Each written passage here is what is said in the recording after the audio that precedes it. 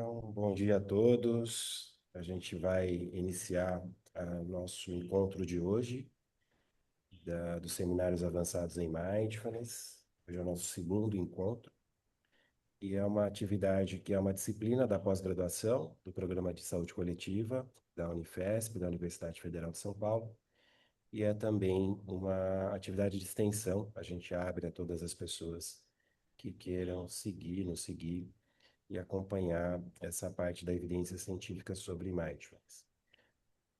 Quem está inscrito na disciplina, tanto alunos regulares como alunos especiais, eu peço que deixem o primeiro e último nome no chat, que vale como a presença de vocês, apenas quem está inscrito na disciplina. E hoje a gente tem o prazer de receber as professoras Érica Porto e a professora Karen Cicuto. A gente vai iniciar com a professora Érica, que vai falar sobre mindfulness e comportamento alimentar. E depois, na sequência, a professora Karen vai falar sobre saúde mental, os dois temas na interface com mindfulness. Então, a gente inicia com a professora Érica. A professora Érica é nutricionista, é doutora em saúde coletiva e especialista em mindfulness e também em mindful eating. E tem, né, ampla experiência nesse tema do comportamento alimentar. Então, obrigado, Érica, mais uma vez, né, pela sua presença, pela sua participação na disciplina. Eu deixo você à vontade, então, para iniciar a sua aula. Obrigada, Marcelo. Queria sempre, né, reforçar aqui a minha satisfação de estar com você nessa disciplina e poder contribuir com um pouquinho do meu conhecimento, né, sobre essa temática que eu amo tanto, que é o mindfulness e o comportamento alimentar. Então, vamos lá, pessoal. Então, nós primeiro vamos começar essa nossa conversa definindo, né, comportamento alimentar como um conjunto de cognições e afetos que regem as ações e condutas alimentares. Então, o que que isso quer dizer especificamente, né? Então, quer dizer que comportamento alimentar não é o que eu como e nem quanto eu como. Isso tem a ver com o controle de ingestão de alimentos. O comportamento alimentar, ele tem relação com como eu como, com o que, com quem, onde e quando eu como a minha comida. Mas a gente sabe que vamos estudar bastante agora sobre isso, que esse controle que eu tenho de ingestão de alimentos, ele vai influenciar o comportamento alimentar, certo? Então, vamos falar um pouco agora sobre essas influências que a gente tem no comportamento alimentar. A primeira grande influência nesse controle alimentar, no comportamento alimentar, justamente é esse controle de ingestão, no qual eu vou checar, né, se eu vou comer ou não vou comer algum alimento, o que eu vou comer e quanto eu vou comer esse alimento. E esse comportamento alimentar, ele é influenciado por dimensões, por várias dimensões, tá? Então não é uma influência direta, é uma influência indireta, por isso a setinha está tracejada, tá bom? Então a gente tem diversas dimensões, as dimensões culturais, principalmente aqui na nossa cultura brasileira, a cultura da dieta. Apesar dessa cultura já estar inserida no mundo inteiro, mas aqui é muito, muito forte, né? A cultura da dieta. As dimensões antropológicas, as dimensões sociais desse comer, as dimensões simbólicas que têm relação com as emoções, com os pensamentos, com os sentimentos, com as nossas crenças, e as dimensões biológicas, que têm a ver com regulação neuroendócrina, regulação nervosa, é, produção de muitos hormônios e neurotransmissores e diversos outros mecanismos físicos que também vão influenciar nessas dimensões do comportamento alimentar. E aí a gente tem também, tirando um pouquinho das biológicas, que a dimensão biológica ela é muito, muito grande, a gente vai fazer um destaque aqui para a dimensão das sensações, tá certo? Então, sensação de fome fisiológica. É uma combinação de sensações induzidas pela privação de energia ou de alimento. E essa sensação de fome fisiológica, ela afeta e influencia indiretamente o nosso comportamento alimentar. A nossa saciedade também vai influenciar indiretamente o nosso comportamento alimentar, com a sensação de plenitude gástrica, com a perda de sensação de fome depois da refeição, sendo normalmente associada ao bem-estar. E além disso, a fome hedônica, que é o desejo de comer um alimento ou um grupo de alimentos o qual se espera ter satisfação e prazer. Então, fome fisiológica é diferente de fome hedônica, que é o nosso apetite, né? E aí eu vou até mostrar uma foto aqui para vocês, né? Que essa foto ela pode despertar em nós um apetite ou essa, né? Então essas imagens elas mexem com a nossa fome hedônica, com nossa regulação de apetite e nos estimulam, nos impulsionam a um desejo de comer mesmo sem estar com fome fisiológica naquele momento. Eu acho que essa é uma experiência de humanidade compartilhada, digamos assim. Eu acho que todo mundo aqui nessa sala já experimentou essa sensação de desejo de comer sem estar com fome física, fisiológica. E isso é muito concreto, muito real na nossa experiência alimentar, diariamente. Tá certo? Então, essas dimensões e as sensações, elas vão influenciar diretamente no meu controle de ingestão de alimentos. Ela vai determinar se eu vou comer ou não, o que eu vou comer e quanto eu vou comer. E essas dimensões, elas também vão afetar diretamente as nossas sensações de fome fisiológica, de saciedade e de fome hedônica. Então, esse comportamento alimentar, ele pode ser favorável à saúde, quando você é protagonista da sua alimentação e você tem um comer normal, ou esse comportamento alimentar, ele pode ser não favorável à saúde, quando você é vítima ou controlado pela sua alimentação. E você começa a desenvolver alguns aspectos do comer transtornado.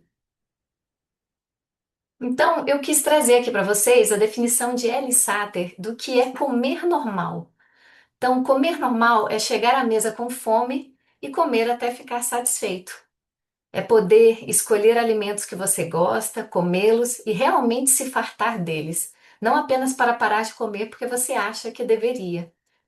É refletir sobre suas escolhas alimentares para garantir que você consuma alimentos nutritivos, mas sem ser tão cauteloso e restritivo a ponto de perder o prazer em comidas deliciosas. É também permitir-se comer às vezes porque você está feliz, triste, entediado ou simplesmente porque ele faz bem. Geralmente faz 3 porções ao dia, ou 4, ou 5, mas ocasionalmente pode-se optar por petiscar ao longo da refeição. Às vezes, comer demais sentindo-se estufado e desconfortável. Sim. E outras vezes, comer de menos, desejando ter comido mais. É confiar que o seu corpo compensará seus erros na alimentação e dedicar parte do seu tempo e atenção à alimentação é importante, mas ela continua sendo apenas uma das áreas essenciais da sua vida. E já o comer transtornado refere-se a uma ampla gama de comportamentos alimentares anormais que podem não atender aos critérios clínicos para um diagnóstico de transtorno alimentar, mas ainda assim podem impactar negativamente a saúde física e psicológica dos indivíduos. Então, esse comer transtornado implica, na maioria das vezes, uma desregulação da consciência interoceptiva, uma reatividade muito aumentada a estímulos alimentares, uso de alimentos para lidar com o sofrimento emocional e tantas outras coisas. E aqui eu trago então alguns desses comportamentos, né, desordenados ou transtornados. A gente tem o descontrole alimentar, que ele é quase que a base para todos os outros comportamentos, mas nem sempre. A gente tem a compulsão alimentar, que sim tem a ver com o descontrole, com um volume muito grande de alimentos num espaço muito curto de tempo. O comer emocional, que já não necessariamente tem relação com descontrole alimentar, e o belisco, contínuo ou compulsivo, né? Então, o belisco contínuo é aquele que você tá ali, passa e pega, passa e pega, passa e pega. E o compulsivo é aquele que você tá com essas pequenas porções e não consegue parar até acabar. E a gente tem também a alimentação severamente restritiva, né? Que essa alimentação severamente restritiva é um comer transtornado e ela está na gênese das outras todas, né? Não de todas as outras, mas de muitas dos outros comportamentos desordenados. E aí a gente tem as pessoas, a mídia, pedindo para gente ter força, foco e fé diante dessa restrição alimentar, diante desse comportamento restritivo tão grande. E aí, essa alimentação severamente restritiva, ela vai levar a uma desinibição alimentar e ela vai gerar culpa e vergonha, gerando assim um ciclo de sofrimento psíquico terrível e que a gente vê muito presente na nossa sociedade hoje em dia. E aí, essas pessoas acabam se colocando naquela posição que eu falei anteriormente, na posição de vítima, né? Então, eu trouxe aqui o relato de um estudo qualitativo no qual os participantes ilustraram tanto o seu desejo de uma solução externa para o seu problema, como a sua necessidade de atribuição do fracasso a algo fora do seu controle, usando termos como azarado, um mistério e desnorteado. E aí a gente começa a entender por que que é tão difícil mudar um comportamento alimentar. Porque tem tantas estruturas, tantas dimensões, tantos elementos atuando sobre esse comportamento que não é tão simples assim, força, foco e fé, simplesmente pare, simplesmente desista. E como que é que as pessoas falam hoje em dia muito, é isso não te pertence mais, né? Como se fosse ligar um botãozinho e você agora não come mais esses alimentos. Né? Então a gente fica, né, nessa situação que a mudança de comportamento alimentar, ela é muito mais complicada porque esses comportamentos reforçados por todo esse sistema geralmente se tornam inconscientes e nos fazem agir de forma automática. Então a gente nem se esforça mais para ter esses comportamentos. E sem perceber, a gente está abrindo a geladeira e olhando para ver o que tem dentro dela, no meio da tarde, no fim da noite. Sem perceber, a gente pega um pacotinho de biscoitos chips e a gente come até acabar. Ou sem perceber, a gente na frente da televisão, com uma pipoca ou com uma pizza, come, come, come, come, nem percebe que já está satisfeito ou saciado. E o primeiro passo para a mudança deve ser a consciência. A consciência é o primeiro passo para que a gente possa mudar todo esse ciclo e todo esse sistema de comportamento alimentar. Por meio sem ser medicamentoso, né? Por meio da nossa volição. E é aí que o mindfulness entra.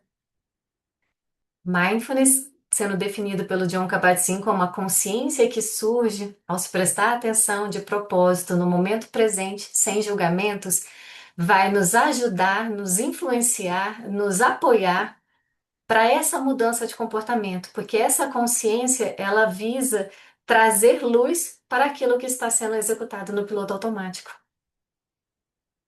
inconsciente e sem controle, portanto, né? Então, naquele esqueminha que eu fiz para vocês, a gente coloca mindfulness ali de uma forma central e global, atuando em todos os elementos desse sistema, né? Então, a consciência gerada pela prática regular de mindfulness vai nos ajudar a compreender as nossas crenças, primeiro, a descobrir nossas crenças, compreender nossos sentimentos, nossas emoções, identificar os símbolos que nós temos com a nossa alimentação, em relação à nossa alimentação, e também a identificar gatilhos alimentares que nos levam a um comer transtornado.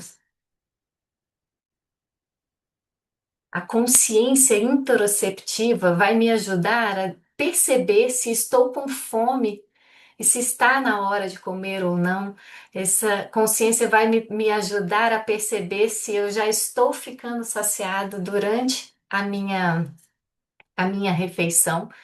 E essa consciência interoceptiva também vai me ajudar a perceber o desejo chegando ao ver um alimento por pistas externas ou pistas internas, né? Por quaisquer que sejam os motivos. Mindfulness também vai atuar na consciência do que vou comer, o que e quanto, nos dando o poder de escolha. O poder de escolha. Então, essa é uma grande atribuição que a gente pode dar à prática regular de mindfulness. Agora que eu tenho consciência de tudo isso, eu escolho. Então, não mais como uma vítima, mas sim como um protagonista da minha história. Eu escolho o que comer, quanto comer, como comer, e tudo isso vai afetar diretamente o meu comportamento alimentar. Então, essa prática dessa consciência por meio do descentramento vai promover a extinção ou a redução da intensidade desse comportamento alimentar. Tá fazendo sentido, pessoal, para vocês tudo isso? Muito bom, legal. Então, um dos modelos teóricos de mindfulness para o comportamento alimentar, nesse estudo aqui com doenças cardiovasculares, traz o efeito da autoconsciência e da regulação emocional. Então, a regulação emocional ela vai diminuir a resposta ao estresse, diminuir o desejo, vai trazer uma autoeficácia e senso de controle a essa pessoa, vai ajudá-la a praticar autobondade e autocompaixão e vai ajudá-la também a buscar suporte social quando ela perceber que não está dando conta sozinha. E a autoconsciência vai trazer todo esse descentramento, essa metacognição, esclarecimento de valores e consciência das experiências no momento presente. Aí, falando ainda sobre regulação emocional, a alimentação emocional é um mecanismo de enfrentamento mal adaptativo em que as pessoas comem para reduzir esses afetos negativos. Essencialmente, sinais emocionais como raiva, ansiedade e depressão evocam respostas alimentares além dos sinais fisiológicos típicos de fome. Então, mindfulness vai atuar nesse sistema como um todo nos ajudando a responder a esses afetos ao invés de reagir automaticamente a esses afetos, diminuindo assim o comer em excesso. E a regulação emocional, ela também vai nos ajudar a sentir a experiência e tolerar, né? Tudo isso que nós estamos falando, todas essas emoções, todos esses gatilhos, todas essas sensações, todos esses pensamentos e crenças, né? Então, o conhecimento que mindfulness nos traz de impermanência dos fenômenos mentais permite um maior nível de tolerância com estados internos desagradáveis. E assim a nossa reatividade ao alimento também muda. E aí, falando especificamente de mindful eating, o mindful eating ele vai atuar em áreas específicas do nosso comportamento alimentar. E ele inicialmente pode ser definido como uma consciência não julgadora dos aspectos físicos e emocionais e das sensações associadas à alimentação. Mas a gente também pode expandir esse conceito de mindful eating, trazendo, por exemplo, o da Jan Chozen Bays, o que é uma experiência que engaja todas as partes do nosso ser, corpo, mente e coração, na escolha e preparo da comida, bem como no ato de comê-la em si. Então envolve todos os sentidos. O comer com atenção plena nos imerge nas cores, nas texturas, nos aromas, nos sabores e até mesmo nos sons do comer e do beber. Permite que sejamos curiosos e lúdicos, até quando investigamos nossas respostas à comida e nossos sinais internos de fome e de saciedade. Mindfulness e Mindful Eating vão compartilhar das mesmas atitudes de não julgar, de ter paciência, de cultivar a mente de principiante, de confiar, de não resistir, de aceitar tudo do jeito que é e de se desapegar daquilo que não precisa mais.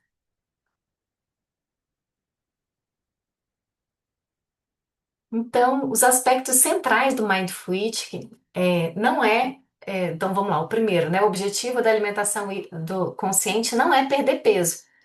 Embora seja altamente provável que aqueles que adotam esse estilo de alimentação percam peso, mas queria deixar claro que esse não é o objetivo.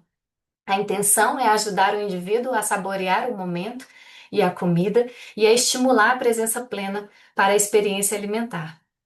E esse é um ponto extremamente importante no Mindful Eating, o prazer em comer.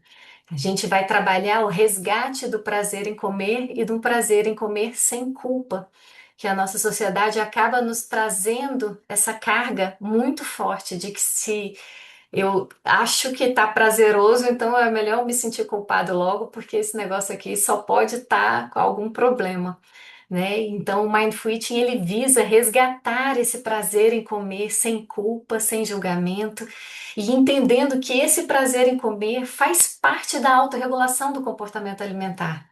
Porque quanto mais prazer e consciência eu tenho na alimentação que eu estou fazendo, maiores são as chances de perceber a saciedade chegando e de interromper aquele comportamento alimentar. É também uma abordagem à comida que se concentra na consciência sensorial dos indivíduos sobre comida e na sua experiência com a comida. E a atenção plena é um comportamento orientado para o processo e não para o resultado, assim como no mindfulness. E aqui um dos mecanismos do mindful eating no cultivo da awareness, da consciência no momento presente, né? Então, esse cultivo da consciência no momento presente vai fazer entender melhor e compreender melhor as propriedades sensoriais daquele alimento, vai me fazer compreender melhor quais são as sensações internas que eu estou tendo no meu corpo e vai me fazer compreender melhor todas as pistas e gatilhos que me levam a comer aquele alimento. A aceitação, o cultivo da aceitação, ele vai atuar fortemente nos cravings e nos pensamentos relacionados com a alimentação. E o decentering, que é esse afastamento, esse descolamento. Eu não sou o meu sentimento, eu não sou a minha emoção, eu não sou a minha crença. Isso vai me ajudar a interromper também os ciclos de craving. E os potenciais mecanismos de ação do Mindful Eating, então, seria promover uma maior motivação autônoma e uma maior autorregulação, uma reatividade afetiva reduzida, uma redução da fissura e do desejo, maior atenção aos sinais de fome, de saciedade, e de saciedade foi ótimo aí, hein, gente? Repetir. Comer e saciedades retardadas, memória de trabalho melhorada, estresse reduzido e afeto negativo também reduzidos. Então, nós temos muitas evidências científicas que corroboram para que a gente tenha essa visão que nós temos hoje de que sim, é um caminho viável, é um caminho possível e é um caminho de transformação. Então, a gente tem revisões que trazem a comparação de abordagens dietéticas de restrição calórica com treinamentos de mindfulness e mindful eating, e a gente já tem resultados que elas têm efeitos similares.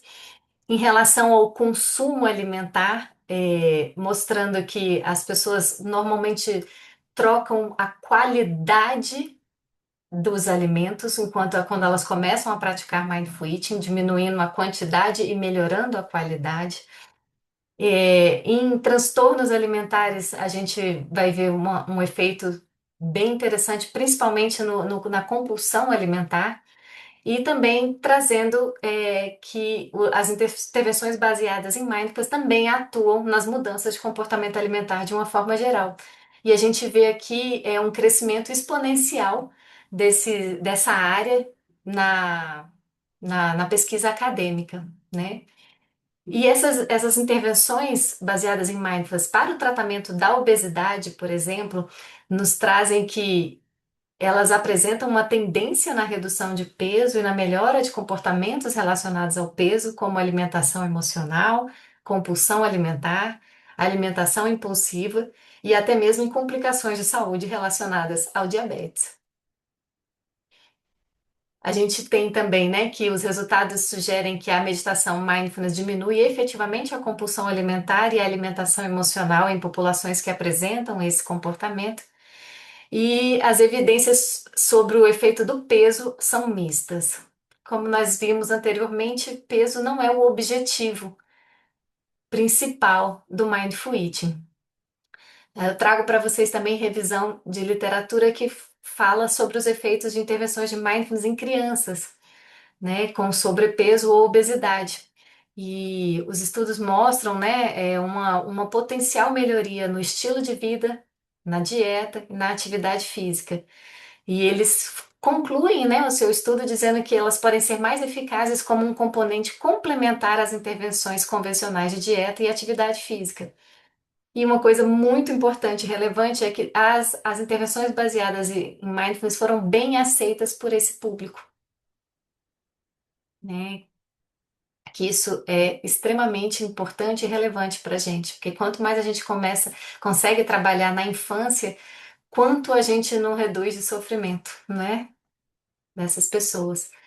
E a gente também tem revisão de literatura falando sobre adolescentes, trabalhando principalmente sobre a imagem corporal e o comportamento alimentar. Os estudos em relação aos adolescentes estão mais no início, tá certo? A literatura ainda é escassa. Essa revisão publicada esse ano passado teve apenas 6 estudos incluídos, mas em geral as intervenções sugeriram efeitos positivos sobre o comportamento alimentar e a imagem corporal, especialmente na redução da restrição alimentar, das preocupações com o peso, com a forma e com a insatisfação corporal. A maioria dos programas para adolescentes foi realizada em contexto escolar, com sessões semanais e algum tipo de follow-up. E a conclusão é de que, apesar de poucos estudos, as intervenções são promissoras, né? Mas estudos, claro que precisamos ainda de estudos mais robustos. E aí eu reservei um espacinho do nosso momento para falar também das pesquisas de mindfulness e mindful eating que estão sendo conduzidas aqui no Brasil. Então, tivemos aqui, pelo nosso mesmo centro de pesquisa, que deu Remente Aberta, uma pesquisa muito, muito grande, realizada pela Vera Salvo, de Mindfulness e Mindful Eating para mulheres com baixa renda e excesso de peso no SUS. Então, esse estudo foi um estudo com mais de 300 participantes, o que traz uma representatividade muito grande, né? E foi realizado no estado de São Paulo. E os principais achados dessa pesquisa foram, né? Primeiro, foi um estudo de 3 grupos de intervenção. O Mindful Eating, o programa MBAT, que é um programa de Mindful Eating, foi adaptado para a população brasileira, então foi chamado de MBAT São Paulo. O programa do professor Marcelo De Marzo, Mindfulness de promoção, para a promoção da saúde, e o grupo controle, que era o tratamento usual do SUS. E lá eles encontraram, né, que o Mindful Eating apresentou resultados melhores do que o grupo de Mindfulness para a melhoria dos sintomas de transtornos alimentares, dizendo que os benefícios psicológicos eles foram muito superiores aos benefícios físicos, trazendo uma redução significativa na compulsão alimentar e no comportamento alimentar, uma tendência à perda de peso, mas não significativa, sem mudanças na composição corporal ou circunferência abdominal. E também sem efeitos significativos em glicemia, hemoglobina glicada, cortisol, insulina, PCR ou em lipídios. E eles relataram uma adesão de 56 a 63%, né, ao programa e uma prática formal mantida por 29 a 38% dos participantes nos 3 meses de follow-up.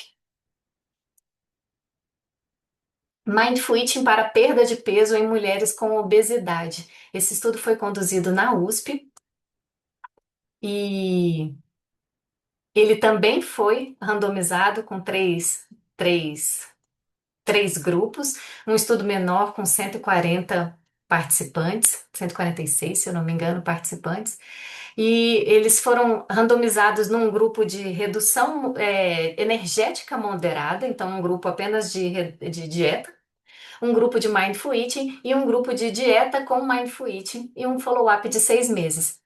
Em relação à perda de peso, todos os grupos perderam peso de forma significativa, mas não houve diferença estatística entre eles. Mas no grupo do Mindful Eating foram encontradas maiores reduções de descontrole alimentar e de alimentação emocional. E houve uma redução na compulsão alimentar e na perda de peso em todos os grupos, sem vantagem clara para a intervenção combinada. Então, que talvez não valha a pena inserir Mindful Eating junto com redução energética, né? Então, é um estudo preliminar, mas é uma evidência, né, que nós já temos. Mindful Eating e autocompaixão para compulsão alimentar, um estudo piloto conduzido pela USP de Ribeirão Preto, em pacientes com ganho de peso recorrente após a cirurgia bariátrica. Então, nesse estudo, foi apenas um grupo, o grupo de Mindful Eating, também o mesmo utilizado pela Vera Salvo, mas adaptado para o programa de Mindfulness Self-Compassion. Então, eles colocaram elementos de autocompaixão dentro do protocolo de Mindful Eating. Foram 10 participantes, mas tiveram um dropout de 60%, apenas 4 participantes concluíram.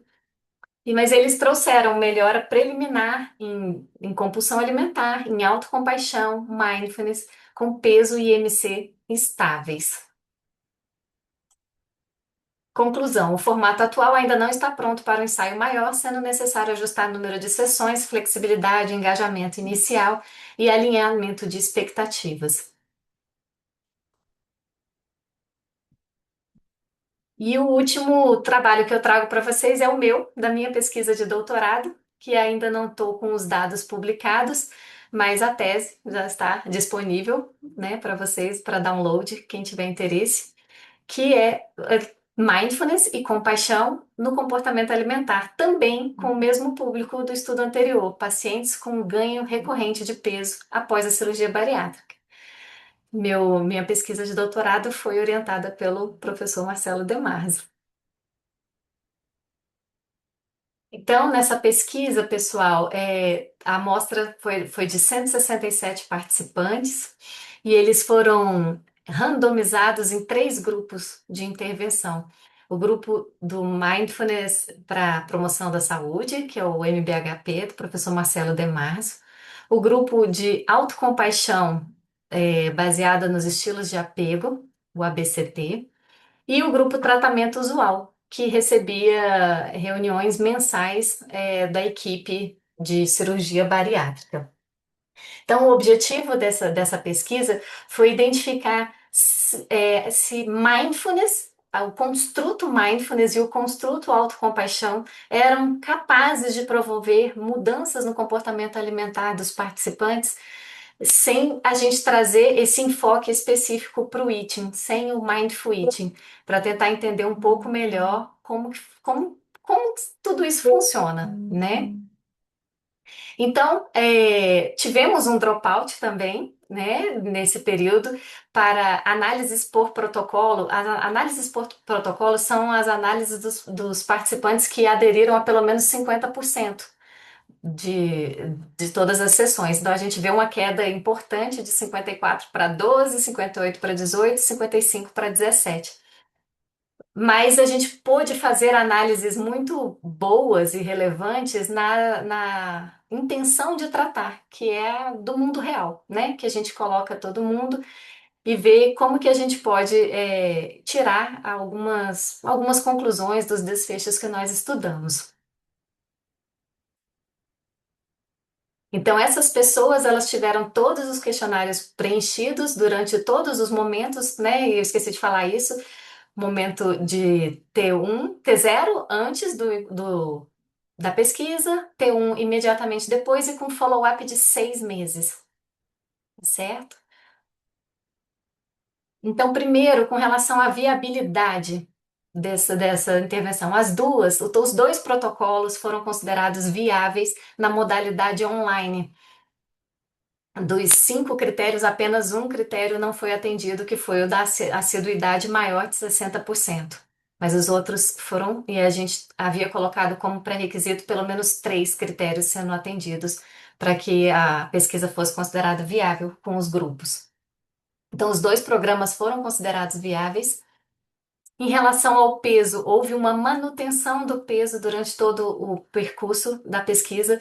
Então, como as intervenções duram 2 meses e nós tivemos um follow-up de 6 meses, então nós conseguimos manter por 8 meses os participantes com manutenção de peso, né? Então, eram pacientes que estavam com reganho de peso, né? Estavam aumentando o peso após a cirurgia bariátrica e nesses 8 meses que ficaram conosco, o peso se estabilizou.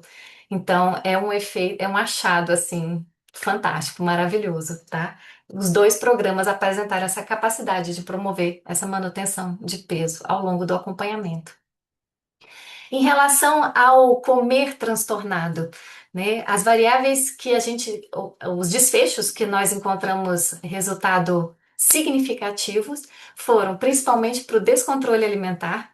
E aí, onde tem esses asteriscos, pessoal, é onde teve o P menor que 0,05, tá bom? A significância estatística. Então a gente percebe, o grupo MBHP é o grupo laranja e o grupo de compaixão é o grupo azul. O cinza é o grupo controle. Então a gente percebe um aumento no descontrole alimentar desses participantes ao término do programa e uma redução significativa desse descontrole apenas no programa MBHP.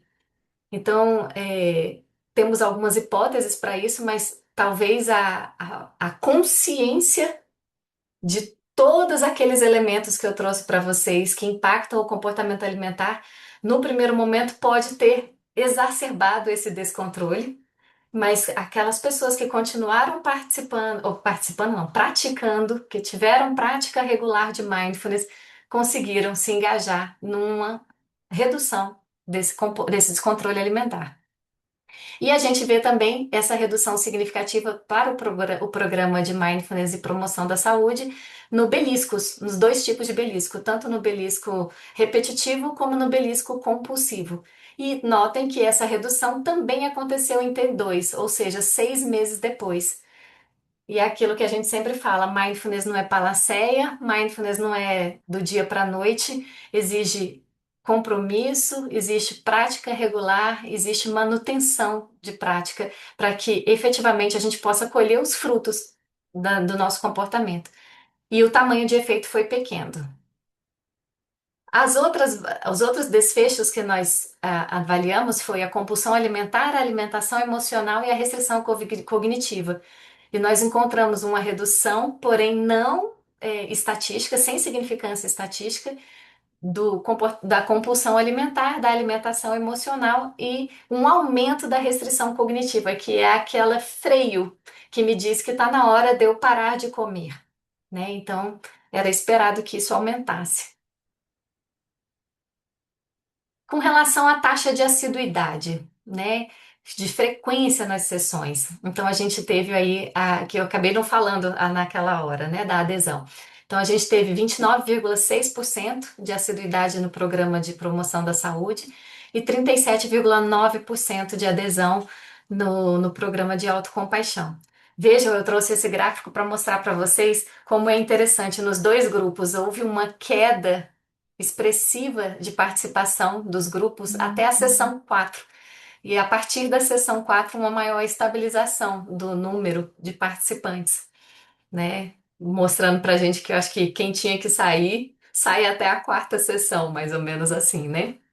E os motivos para a desistência relatados por esses participantes foi incompatibilidade de suas rotinas para atender os requisitos do programa, os requisitos de dedicação dos programas, e dentre essas incompatibilidades, o maior foi o horário da sessão, sobrecarga e falta de tempo e cuidado de familiares ou do lar. É bom ressaltar que essa pesquisa ela foi realizada em plena pandemia, onde estava todo mundo num nível de estresse e de tudo, de sobrecarga muito grande, né? Agora, com relação à prática regular, né, do mindfulness, o que que a gente encontrou aqui? Prática regular em T1, ou seja, na hora que acabou o programa, 84,6% dos participantes estavam praticando, e no T2, 70% das pessoas continuaram praticando. É claro que esse resultado é em relação aos questionários respondidos, né? Não é em relação à amostra toda, tá certo? Mas dos que responderam, 70% estavam praticando. E aí a gente vê aqui no programa de autocompaixão, 72% estavam praticando no final das 8 sessões e 53% ao final dos 6 meses. Com relação ao tempo de prática, esse resultado é extremamente motivador para a gente. As práticas que as pessoas mais continuaram praticando foram as práticas de 3 a 5 minutos. Então a gente vê aqui uma taxa de 66 a 68% de prática, de 60 e 71% de prática de respiração de 3 a 5 minutos.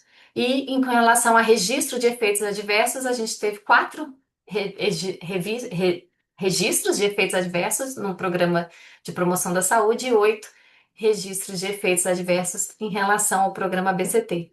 Mas foram efeitos adversos bem leves, nada que comprometesse a qualidade do participante no programa. Então, essas análises, né, intention to treat, de mundo real, elas nos trazem esses resultados que, por nós, pesquisadores, foi considerado muito positivo e favorável, né, que uma assiduidade. Olha, então vamos pensar assim: tivemos 167 participantes, apenas 30% deles participaram de pelo menos 4 sessões. Eles praticaram principalmente a prática da respiração ao longo do follow-up e com uma duração de 3 a 5 minutos. E só isso foi suficiente para a estabilização do peso nos 2 programas e para a redução dos níveis de descontrole alimentar e beliscos no programa de Mindfulness e Compaixão da Saúde. Então a gente percebe que é uma intervenção realmente viável. A gente não precisa de 30 minutos de prática diário para perceber mudanças nos nossos comportamentos e melhorias na nossa vida. O que mais chama a atenção é a frequência. Eu acabei não colocando aqui, né, o dado, mas vocês viram que a frequência ficou muito alta durante todo esse período. Então, melhor do que fazer muito é fazer pouco todos os dias. Eu acho que essa é a mensagem e a lição que fica, tá, que eu tirei dessa pesquisa. Então, esses resultados eles têm implicações clínicas importantes para essa população, porque as intervenções foram consideradas viáveis no momento no online, e isso facilita muito o acesso desses participantes que muitas vezes têm dificuldade de mobilidade ou têm dificuldade de eh, de se expor, digamos assim, né? Num programa presencial. Ele fica ali quietinho na câmera dele e mesmo assim tem resultado, né? Implicação clínica na manutenção do peso, auxiliando na promoção do controle da obesidade nesses participantes e a melhoria no comportamento alimentar, capacitando os sujeitos para transformar suas relações com a comida e com o comer. Era isso. Bom, pessoal, e eu escolhi a frase de Jan Chosen